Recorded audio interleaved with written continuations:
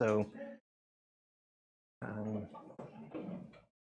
we'll cover the stuff we need to cover, and then the last part of class, I'll let you say your test, and then you'll be able to leave when you get done looking at those. Okay, that way.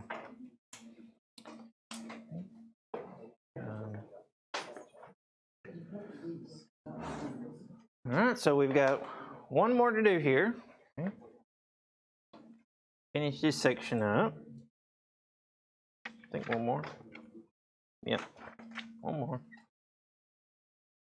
Okay, so we're finishing up 4.2, the section we're in here. This problem, we've got a multi-part ratio. And we did one similar to this at the end of class last time.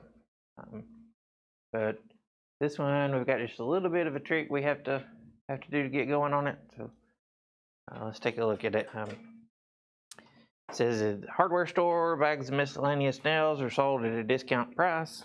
The bag contains 300 nails, has a 4 to 5 to 6 ratio of nails in decreasing lengths, so long, medium, and short.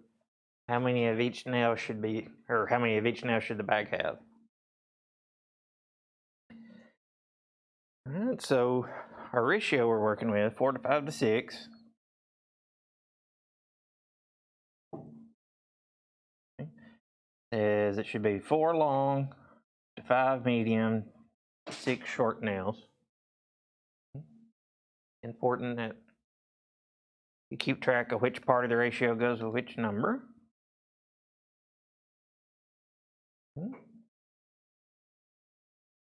And that's all the information we have. So on the last one, on the one with the mixed nuts, it told us how many ounces of cashews we had, and that let us get started. This one doesn't tell us that. The only other piece of information we have other than our ratio is how many nails we have in total.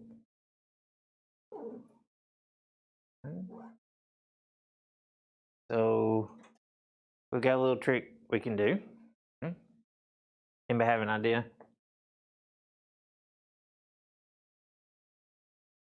Anything? This one is a little tricky to get started on until you see this idea we're going to use, and then it's not bad. Okay, so the only number it gives us, other than our ratio, the only number it gives us is that we have 300 nails in total. In our ratio, we don't have a part of it in there for total, but we can make one. Because it says for every 4 long nails, we've got 5 medium nails and 6 short nails. We can add those together and figure out how many that would be in total. If we do that, that gives us 15.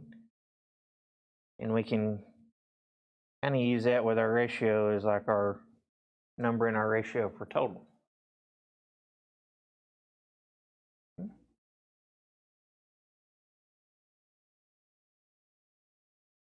Okay, so once we do that, this problem's not any harder than the one we did at the end of class last time.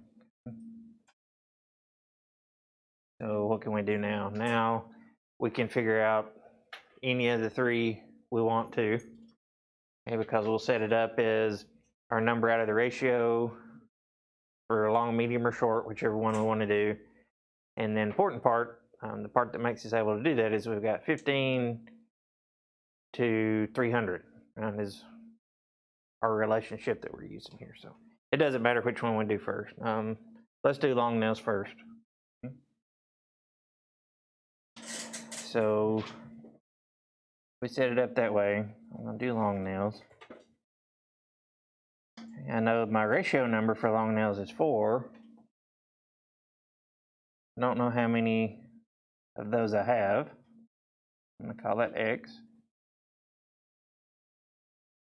But my relationship has to be the same thing as our number. We came up with our ratio number for total was 15. And we know our count is 300 total nails.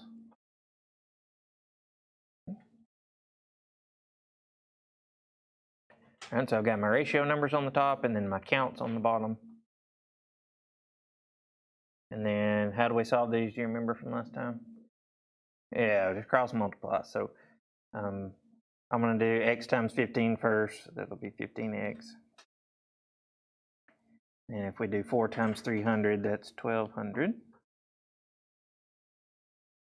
Divide both sides by 15.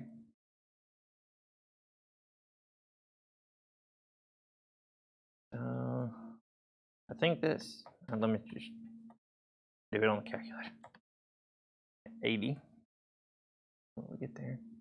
That's 80 long nails. So that's one of our 3 types of nails.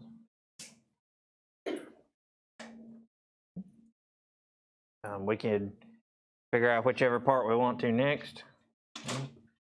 We figured out we had 80 long nails. So we could either do medium or short next. We can do it the same way, it doesn't matter which one we do. I guess I'll do medium. We'll just go from left to right. So my ratio number for medium is 5. I don't know how many of them there are. My ratio number for total is 15. I know there's 300 nails in total. Okay. So let's do mediums. Okay. So my ratio number for medium was 5. We're trying to figure out how many of those we have. My ratio number for total was 15, and I know there are 300 total nails. We can do it just like we did the last one and cross multiply. This time, what do we get? Yeah, so x is 100.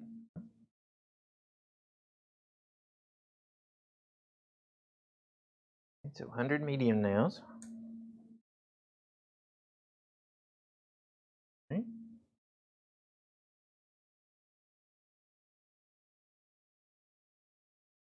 Now how can we figure out the last one?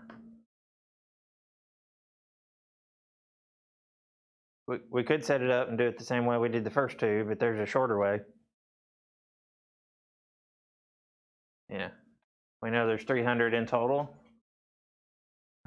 So 300 minus these two should tell us the last nails, or you can add them and then subtract, however you want to think about it. So to get the short nails,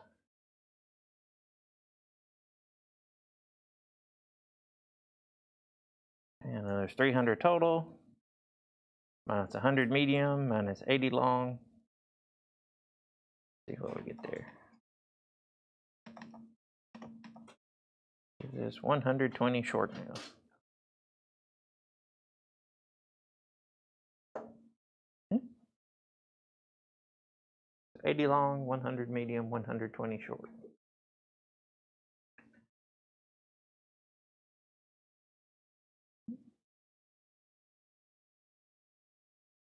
Questions on that one? Good. All right, so we'll get out of that section. That's last one of those.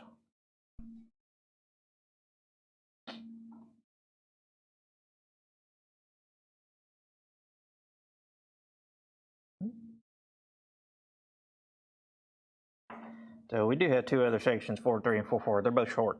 They're both short. So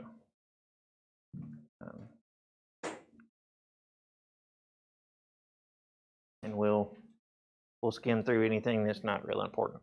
Okay? So the main idea in 4.3 is we want to work with percentages. Okay?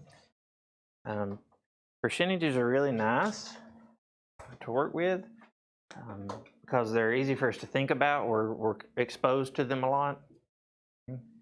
And if we have numbers represented as percentages, it's easy to make a comparison to the two percentages. Okay?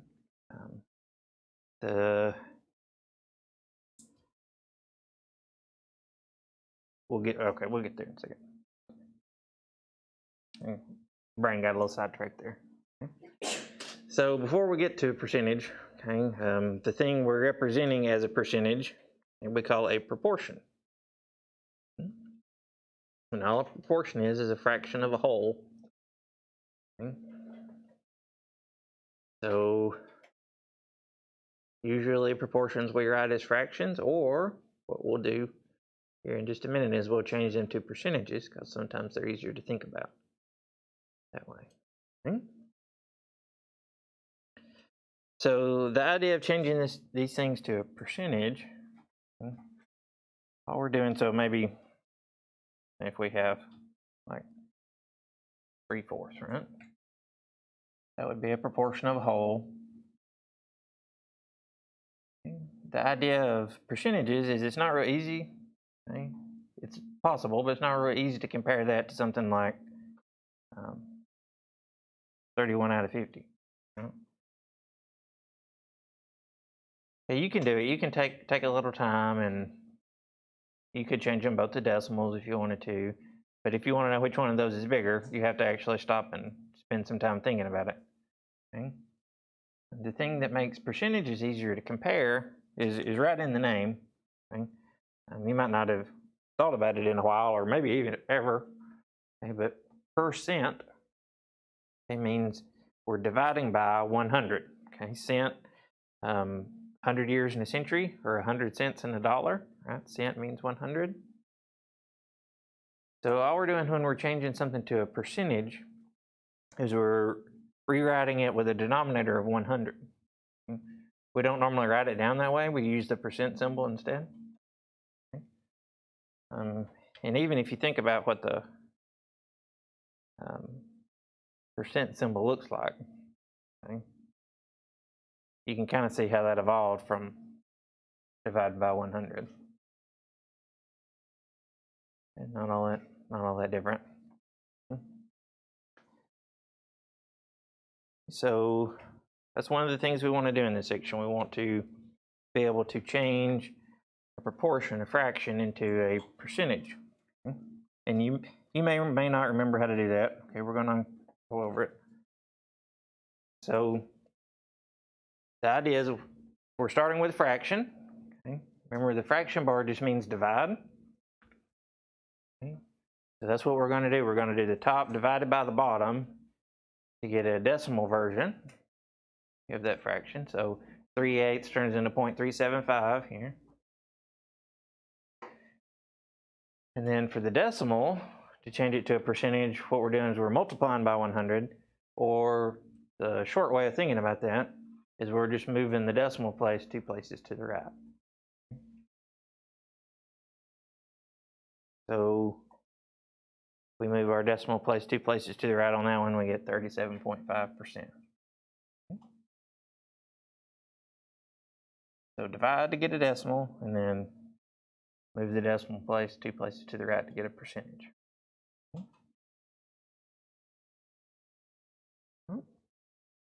So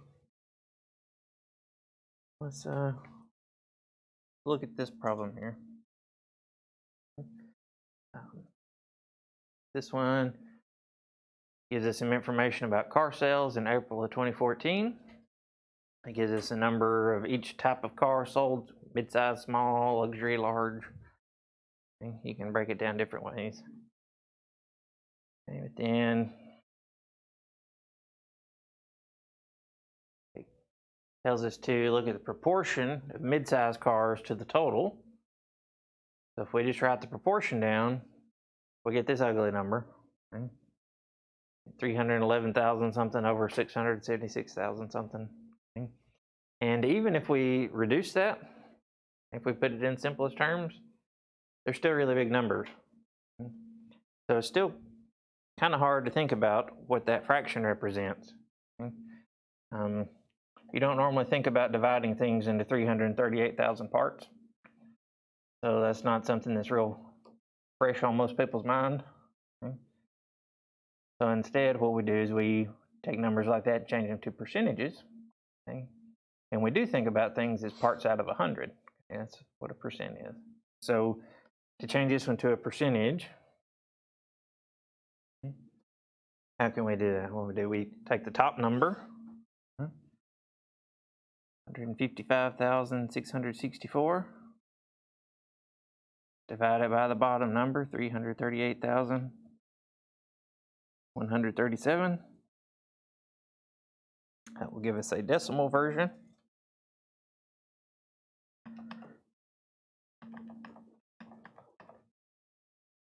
Okay, so there I get my 0.46035.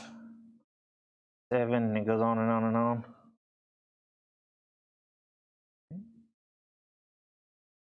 So then to get a percentage, I just move the decimal place 2 places to the right. It doesn't tell us how many places to round to here, but this one would be about 46%.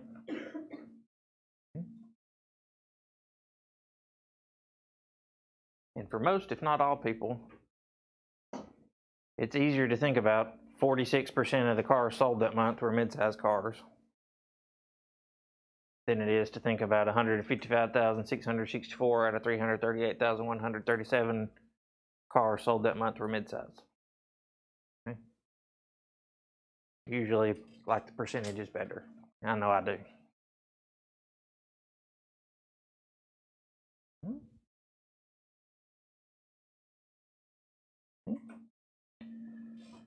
Questions on changing that one? Not revolutionary or anything, but if you have forgotten how to do it, then we needed to talk about it. Okay.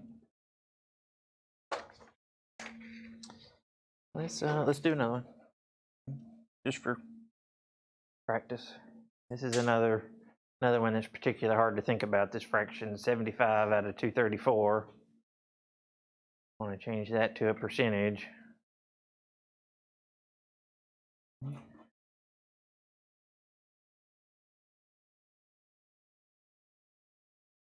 First we divide to get our decimal.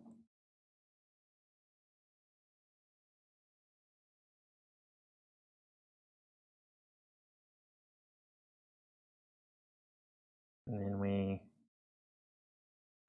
move our decimal place to get our percentage. So this one is about 32%.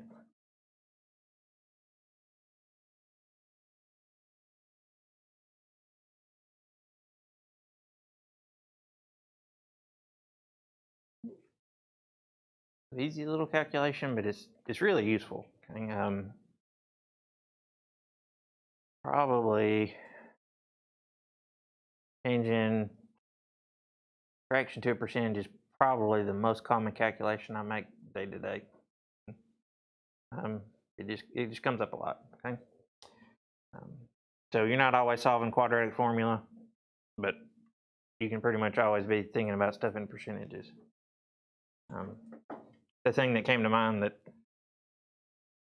I use it for lots of things, but the thing that came to mind on how I use it the most, it's like if I'm looking at football stats, they got the number of completions out of the number of pass attempts. It's hard to know if somebody went 11 for 19. Is that better than if somebody went 13 for 23?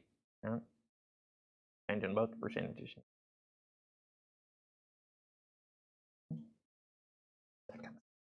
All right. Won't bore you with it. Try not to. Let's look at another problem. This one is actually kind of interesting here. There it was, sorry.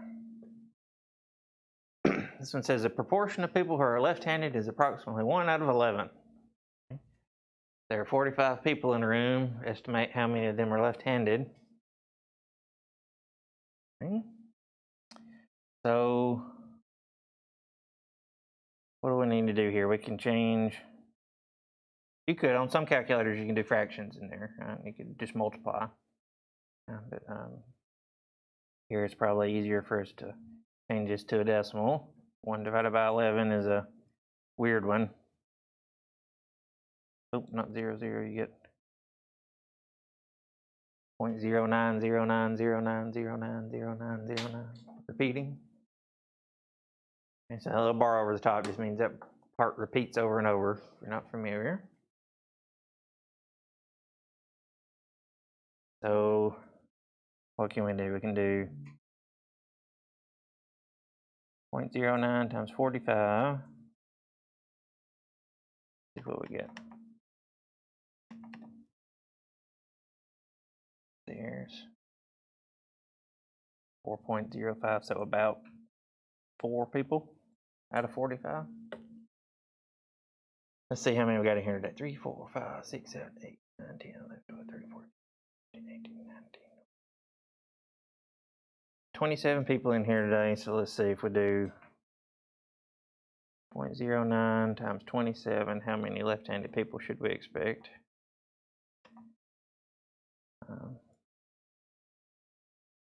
That's 2.43, so we're kind of on the border about whether or not we'll have 2 or 3. More likely to be 2. It might be more. So, how many left-handed people do we have in here? Oh, okay. So we got kind of ambidextrous, kind of shooting. Okay, so we got about 4, so we're a little over in this class. I'm not. I'm right-handed. I was just raising my hand to tell you to raise yours. Seems like I know a lot of left-handed people, though. I don't know, man. I just run in circles of left-handed people. Okay. Any questions on that one? That one's not, the math part's not that interesting. It's more just kind of thinking about the proportion of left-handed people. Okay.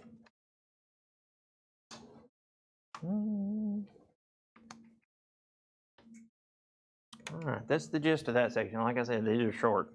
Okay.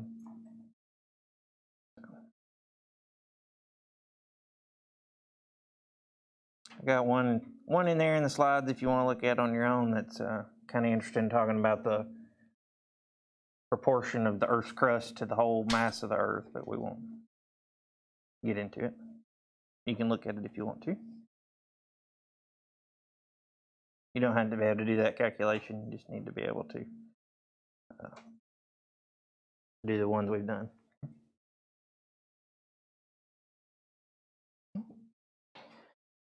And in this last section, it kind of goes right with 4.3, so that's why we're doing them both today. The calculations are not hard in this section. The focus in the first part is for us to kind of think about estimating percentages. So we're going to talk about estimating tips, estimating sales tax, that kind of thing, how we can get really close without having to break out a calculator. And then we've got a couple other things. We're going to talk about percentage increase and percentage decrease. And then the last part of the section, to me, is the most interesting part. Might not be to you, but it's talking about some misleading things people do with percentages sometimes. So you're almost constantly bombarded with information, and a lot of times that information is in the form of a percentage. And so it's nice to know things about percentages that can be misleading, in my opinion. Okay. All right, so let's talk mental math here for just a second. And it helps when you're doing a calculation. If it's really easy to do a mental estimate, it can help you when you're actually doing the real calculation, because then if your answer is way off, you know something went wrong. All right, so even if you're not interested in doing any of this mentally, okay, it can still be helpful. So the first thing our book mentions here is about tipping. Okay. Not as common in all countries as it is here, okay, but it's part of the service industry here. Okay. So if you don't worry about this yet. If you're just out with friends and you're trying to figure out what the tip should be, how do you figure it out?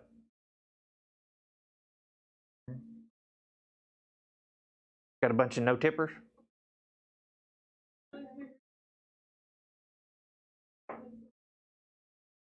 Yeah. Yeah. Yeah. Really? So yeah, but like, how do you figure out what the percentage is? That's what I'm thinking about. Yeah. What you do? So say like I go to like Baja, And my ticket's like 24. I make it an easier, so I put like 56. Yeah. It has 27, and I divide it by like 3. Okay. All right. Yeah. What? Yeah, you do multiply, but yeah, if you don't want to break out a calculator is what I'm interested in. If you use a calculator, an app or something, that's fine too. Somebody, and I had not thought about it, but it's a good idea. Somebody, at least around here, the way our tax is, somebody in my other class today said they just double sales tax. So if it has a sales tax on there already, you just roughly double that, and you're pretty close. Because around here, most places, the sales tax is about 9 or 10%. So, and that gets you in the range. So I thought that was a good idea. Anybody do that? No, so see, that was a pretty creative idea, I thought, because it was a good idea.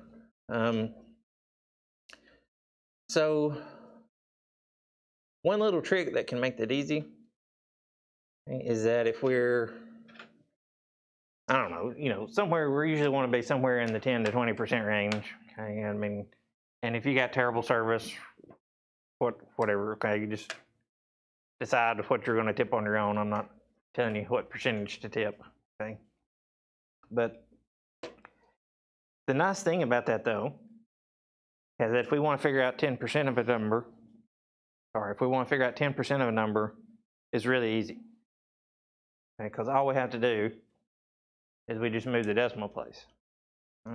Just move the decimal place one place and we get 10%. Okay. And if you're after 20%, okay, then the easy way to do that is move the decimal place and then double that. And that's kind of the same idea as doubling the tax around here, sales tax, the way it works. Okay. So you just move the decimal place one place and double that and you get 20%. Okay. And if you're aiming for like 15%, you can think about both of those, 10 and 20, and then shoot somewhere in the middle, right? You get 15, you go a little more toward one way, you get 18. And what's it hurt if you accidentally tip 10 cents too much, right? It's not hurting anybody. It's not hurting you for 10 extra cents. Okay, so let's look at a couple of examples on doing that. So just so you get the idea, okay? And I'm not going to make you like, I don't really have a good way of doing that if I wanted to, of like testing you on your mental tipping ability, okay? So it's not, just something to talk about. So like $25, that one would be easy, right? You just move the decimal place over and you get $2.50. And it really doesn't matter how ugly the number gets. 10% is easy. You just always move the decimal place one place and you get 10%. Okay? So a lot of you might, you probably already knew that trick, but if you hadn't ever thought about it, that's pretty easy. And then, like I said, to get the 20%, you just double the 10%. Okay, so that can be a useful skill. Okay. And you just have to estimate. You don't have to get exact, right? Normally, nobody calls the cops on you or anything if you accidentally tip 20.2% instead of 20%. You're usually pretty safe. So low stakes. So let's look at this one. We'll estimate it, okay, and then we'll actually do the calculation and see how close we got. Okay. And so, because our bill is $9.84, that's pretty cheap. That's nice. And then we want to know how much a 15% tip would be and how much a 20% tip would be. So, what I do if it's me, as I say, that's pretty close to $10. Make it easy. So then 10% of $10 would be $1. So 15% would be $1.50. Or 20% would be $2, right? Multiplied by 2. So let's see how close we get when mental math. I'm saying about $1.50, about $2. So let's see what we get if we calculate it. So 15%, we would change that to a decimal. Right? So 0.15 times our 984. See what we get there. Okay, so if you round to the nearest cent, that comes out to $1.48.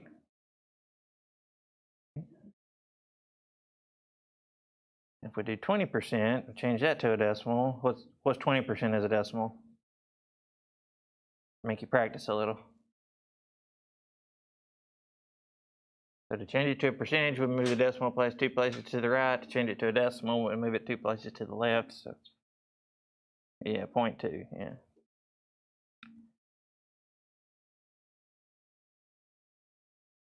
Okay, so what do we get there? 0.2 times 9, 0.84. You round to the nearest cent there, that's $1.97.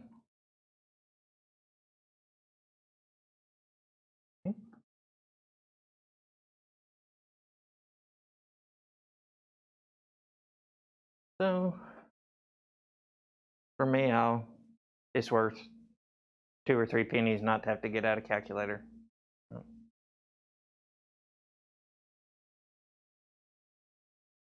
Close enough. Question still knows? Either way, mental math or doing the calculation. All right. So the next kind of application of percentages that's really common, okay, is dealing with sales tax. Okay. And I don't know, this sales tax problems are interesting to me because it seems like in our education system, we teach everybody to do these the same way. Okay? And that's it.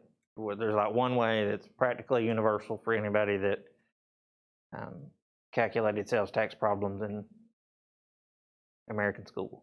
Okay? So the typical way we do sales tax. Let's look at one. Let's think about doing one of these, kind of what I call the standard way, and then we'll talk about the other way you can do it.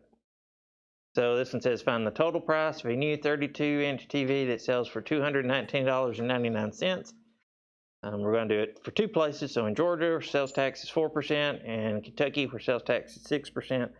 So we're being a little unrealistic because we're not worried about local tax, right? It's just state sales tax. Okay. So let's do the 4% when what I would call the traditional way. Okay. So what do? We need to figure out 4% sales tax. So we need to figure out what 4% of our sale price would be. And so 4% as a decimal is 0.04. So multiply that by the price, $219.99. Okay, so 0.04 times 219.99. And if we round to the nearest cent there, that one's a little weird to round, but we get $8.80. So that's our tax. And then to figure out our total, we add that back to our sale price. So $219.99 plus $8.80. Get our total price. Okay, so on that one, get $228.79. If we add 4% tax, that's what we get. Okay.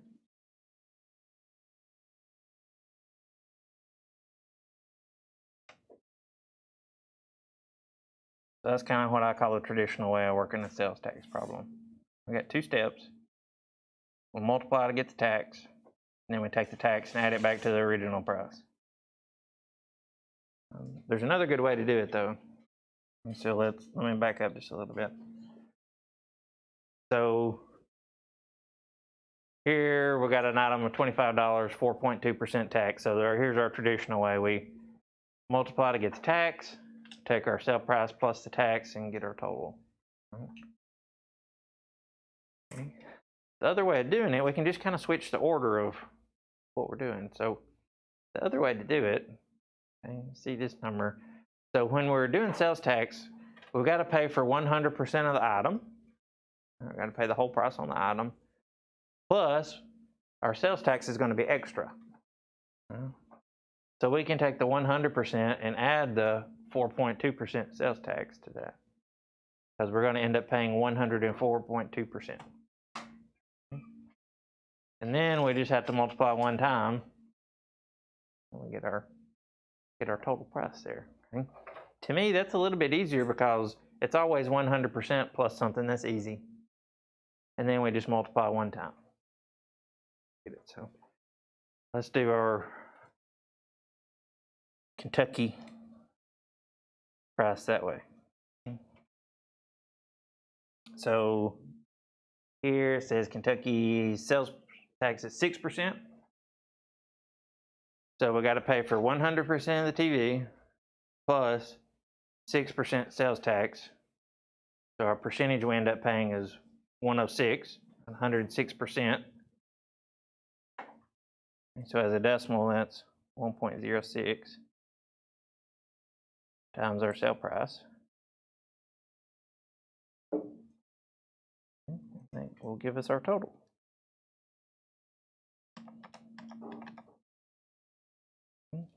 So on this one, in Kentucky, the TV would be $233.19.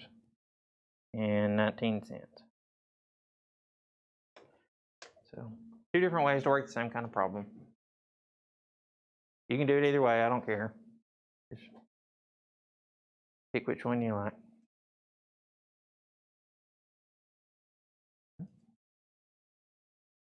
Questions on either one of those methods?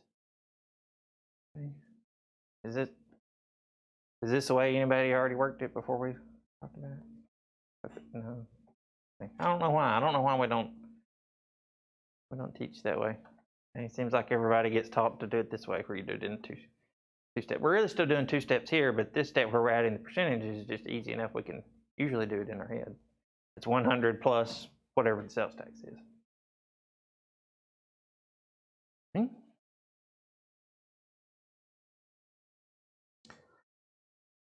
All right.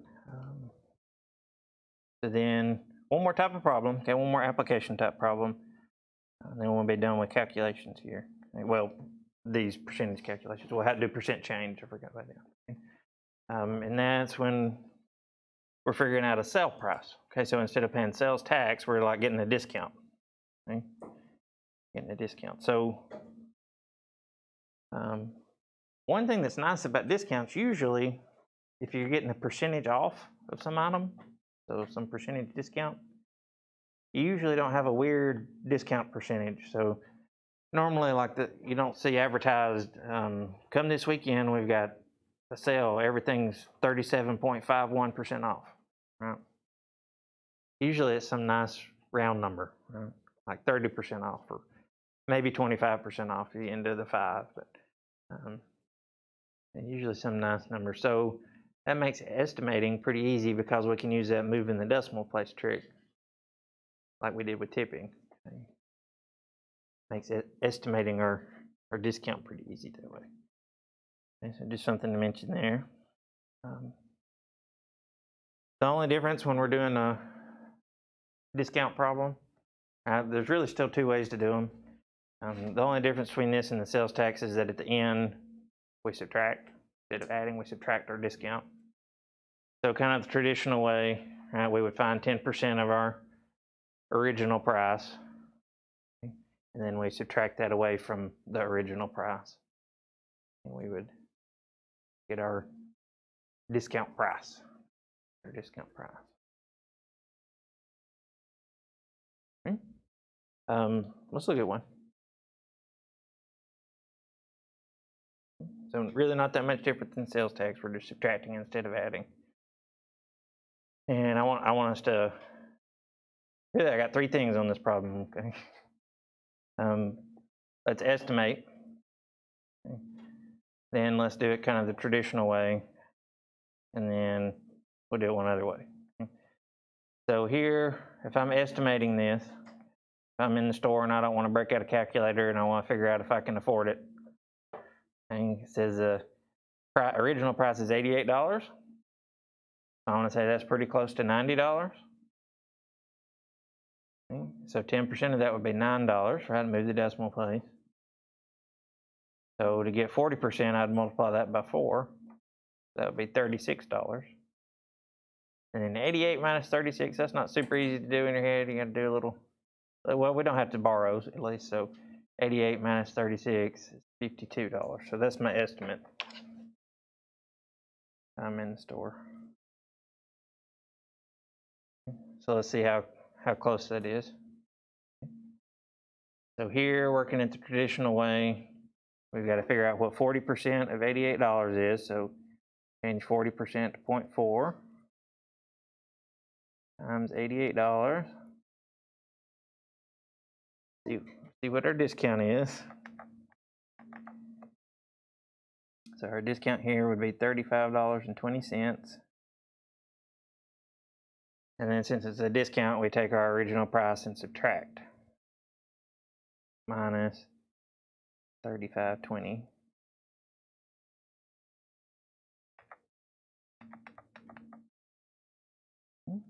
So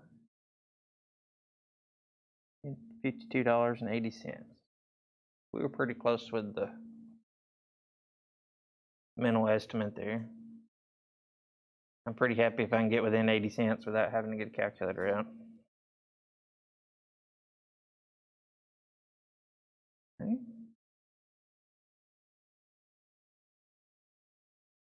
Questions on doing that one? That one's not much different than the sales tax. Okay, let's think about doing it a different way. If we're going to break the calculator out, discounts are even nicer than sales tax if we work it kind of the new way. Okay. Because here, if we're getting a 40% discount, what percent are we going to pay? So the whole thing starts at 100%. We're taking 40% off. So what percent are we paying? What's left? 60%. So we can do this one in one step. We can just do 0.6, 60% times $88.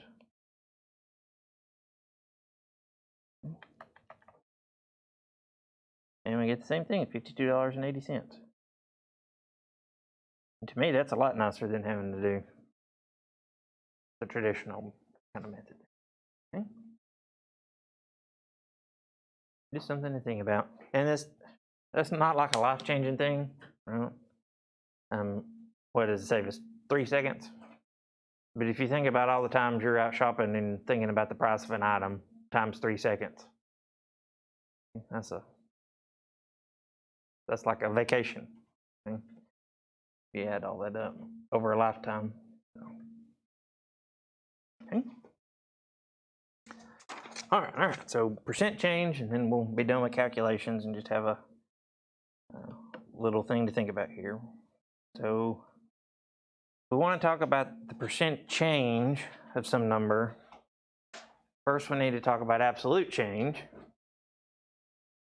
And with absolute change, all we mean is we're subtracting the two numbers, but we're not going to let it be negative. Okay? So if you want to say it more mathematically, we're taking the absolute value of the difference. Okay? Really, all that does for us is we don't care what order we put the numbers in. We're just always going to make our answer positive when we subtract. That's our absolute change.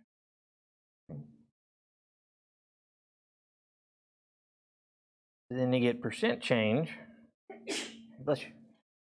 First, we figure out the absolute change, we subtract and make sure our answer is positive. And then, really important on this piece, okay, we divide by the starting amount, the original amount. Okay. Really important. So we take our absolute change, divide by the starting amount, and then I really don't like when they put times 100% in a formula like that. And all we're doing is we're changing it to a percentage. So when we find absolute change divided by the original amount, we'll get a decimal, and then we just move the decimal place 2 times to make it a percentage. That's all we're doing there. So let's do a couple. These are not hard either. Is the only really thing you can mess up is if you divide by the new amount instead of the original amount. Let's look at a couple. 3 actually, I think so. All right, so we've got an on-campus organization that's trying to increase their monthly attendance. All right, so on A, it says after a big recruiting push, the meeting attendance increased from 25 to 38 people. what was the percentage change in attendance? Okay. So on A, we're going to subtract 25 minus 38. You can switch them around to make it positive if you want to. It doesn't matter. Just know our answer's got to be positive, and we get 13. That was our absolute change. So then now we're going to do 13 divided by what? 25 or 38? 25. We got to go with the original number. Okay. So 13 divided by 25.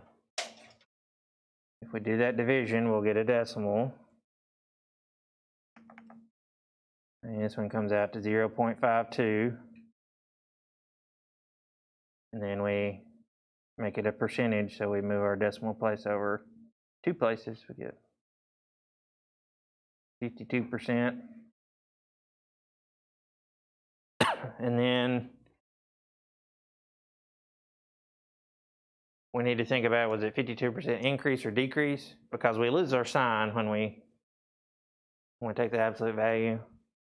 And so this is always going to be a positive percentage, and then we have to know if it's increase or decrease. So you just look back at the two numbers you started with. So we went from 25 to 38. So this was a 52% increase because our numbers went up.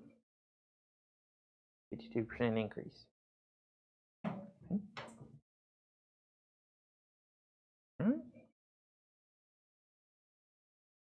Questions on that one? Any part of it? All right, we'll go to B then. B says during the third meeting, only 31 people attended. So what was the percentage change from the second meeting to the third meeting? Okay. So let me get some more room here. So the second meeting, they had 38 people. The third meeting, they had 31.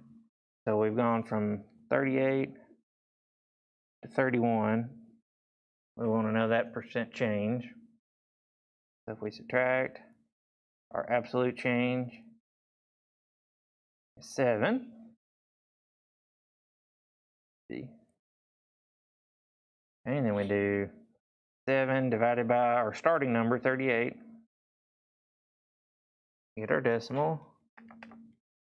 This one doesn't come out quite as nice. It's like 0.8142 something. We move our decimal place 2 places to the right. So this is like, it doesn't tell us how to round, so 18.4%.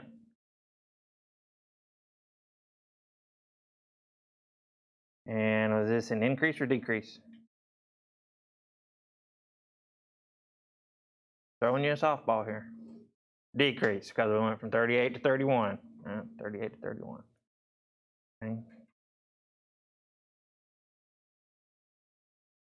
I think I'm gonna get a pinata and fill it up with candy and hang it up here. And then like when somebody answers a question, you get like you get the smack on the pinata or something. And then, you got a chance, it might bust and you get the candy. So thinking pretty serious about that. If you come in and see a pinata, you'll know why it's up there. Okay. Have to find a cool one. Okay. Let's look at C. Okay. Look at C. So for C, it says for advertising purposes, the organization decides to promote the overall increase in attendance for a 2-month span. Since it's increased from the original number, calculate the percentage change from meeting 1 to meeting 3. Okay, so we just got to get our numbers. Meeting 1, we were at 25. Meeting 3, we were at 31. We don't care about what happened in the middle. So we're going from 25 to 31. Absolute value there is 6. And we do 6 divided by our original number of 25. And it gives us 0.24. So they can advertise that their meeting attendance has increased 24%. 24%. Wow. That's all the calculations. We're almost done. Almost done. We just want to look at some things that get done with percentages that can be deceiving. Okay, so I want you to be aware of those. I don't personally like being deceived. Okay, so hopefully you don't either, and you'll be able to pick up on these three things. Okay? Our textbook calls them percentage faux pas. Things we should not do with percentages. Okay? So the three they list, okay, is we don't want to compare percentages from groups if our groups are very different sizes. So like a really big group and a really small group, that can be misleading. We don't want to take the average of percentages, okay, so like add them together and divide by how many we have. You end up with numbers that don't really mean anything if you do that. We'll see one of those. And then this last thing is really common. Okay? So you really need to watch out for it if you just have information given to you as a percentage. It's called a shifting reference point. We'll see what that is really quick. Okay, so we're just going to look at one example of each one of these. And we'll be done. I'll give you your test back. Let's look at this situation here. Kind of weird, but okay. It says, suppose you were told that 75% of people living in Alaska favor free skis for school children, okay, and only 40% of Californians do. Okay, so factually, you can say that a larger percentage of Alaskans favor free skis than Californians. Okay, that is true, but if you think about the actual number of people that favor the free skis in each state, those percentages are really misleading.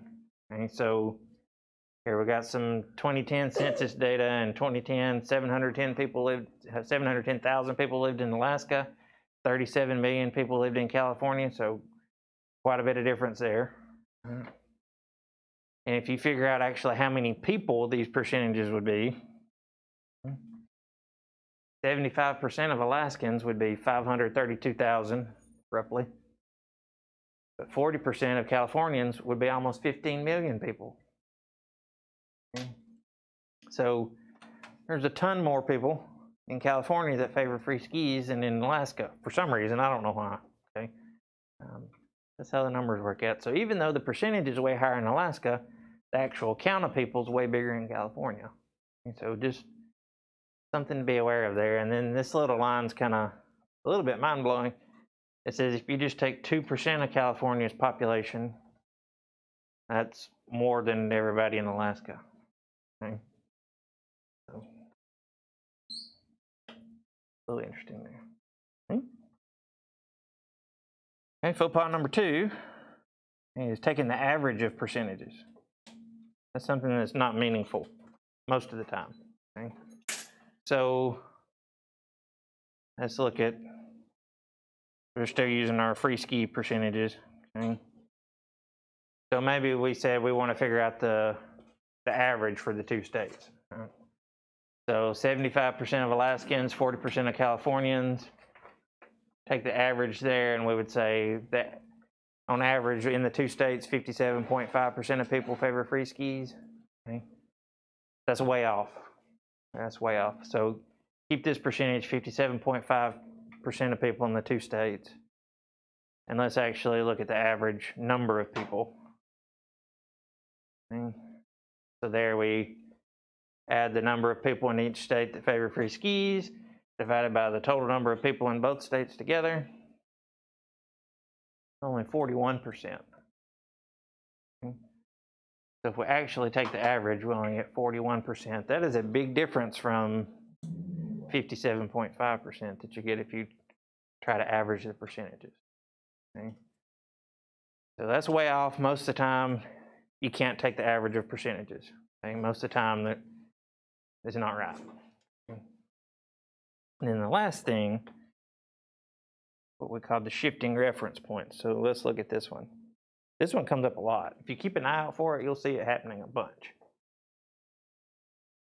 So this one says, campus police report that car break-ins on campus decreased by 25% this year compared to only 20% the last year.